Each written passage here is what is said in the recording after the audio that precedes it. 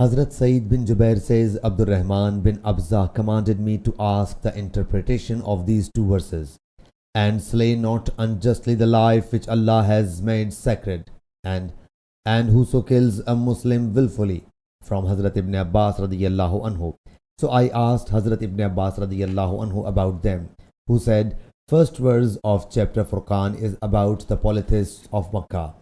For they had said, we killed the life which Allah had made sacred, worshipped the other gods save Allah Jalla Jalaluhu, and also committed indecent acts. So Allah Jalla Jalaluhu revealed, but he who repents and believes and does good deeds, then Allah Jalla Jalaluhu will change the vices of such persons with virtues.